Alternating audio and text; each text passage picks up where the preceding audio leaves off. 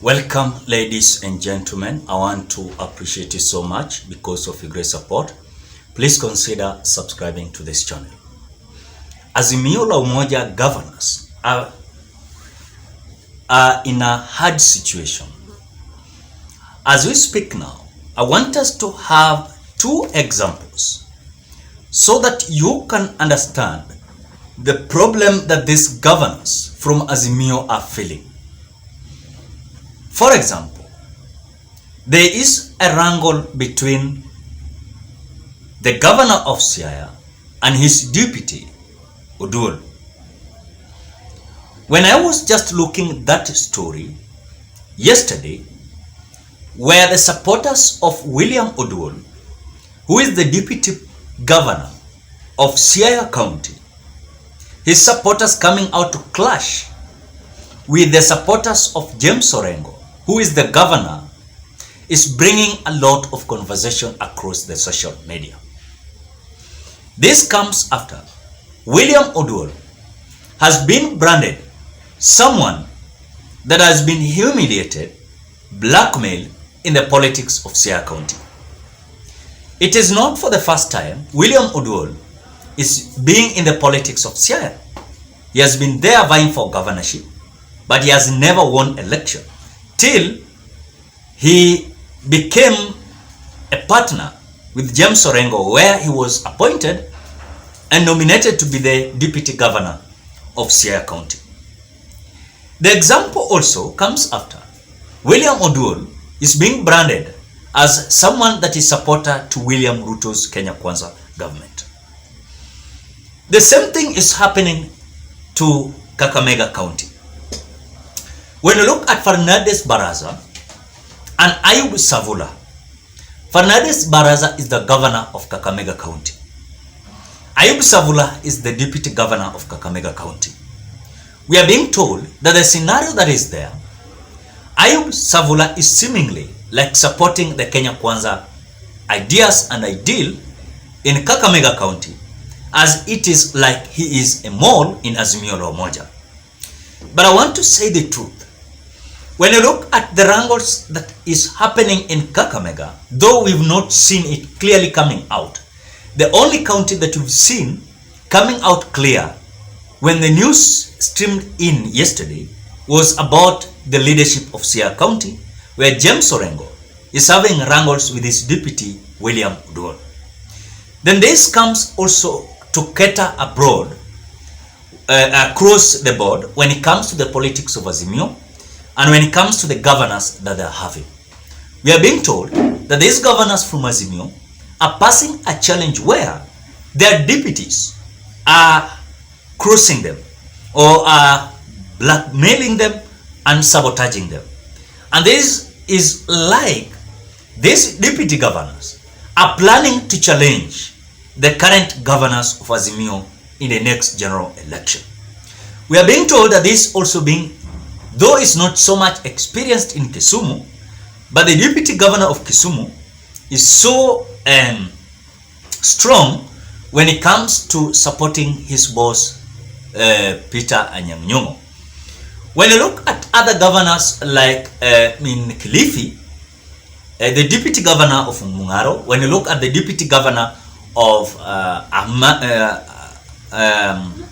Abdul Somad Sharif in Mombasa County, we are being told that those also are coming like a storm, where these deputy governors are not now so trusted. Why am I saying that? Is there any mechanism that this Azimio is going to put on place, or rather let me say ODM, to put on place that these deputy governors that are going to be appointed, they are going to be so loyal to the boss of the day, and that is the governor? Because it is so pathetic, shame, as the governor is having wrangles with the deputy governor, which they have started it earlier, even it is just about 7 months from election. Is there any time for them to come out to sit and settle these issues between them? Because this issue and narrative that is coming, that the deputy governors are supporting Kenya Kwanza narrative, and the governors are supporting the narrative of Azimio, this is going to bring a storm in Azimio. if they are not going to settle this issue and to have a mechanism on how to bring this standstill to a level ground where they can solve their issues, I want to say that Azimio might lose it big. Why am I saying that? For example, when you look at different deputy governors, some of them made the current governors to be the governors. Because if truly they could have not been there, maybe they could have not won election. For example, let us give example of Kakamega County. Governor Fernandez and Ayub Savula. Remember, before then, Ayub Savula was a member of parliament. Then Fernandez Baraza was, I think, the deputy governor, if I'm not wrong, the deputy governor of Wycliffe Oparanya. So for him, though he was having transferred supporters from Oparanya and also his supporters, Ayub Savula was also having his supporters. So this working formula brought a certain winning formula that made them now governing the county government of Kakamega. So if any case, Ayub Savula is going to start disconstructing Fernandez Baraza early before even after just about 7 months from election, then it means Ayub Savula will feel like now it is my time to take over from the Fernandez, because he's doing something that is not expected from me. So I will start my bid. So Fernandez Baraza will feel like now Ayub Savula is sabotaging me. Let me look someone else. It will bring a lot of problem. Even if though they will have someone fitting Ayub Savula, it will be a big problem. Now, when it comes to Siaya County, though William Oduor is not having so much supporters the way James Orengo is having, but again, he might not lack supporters. That is the truth.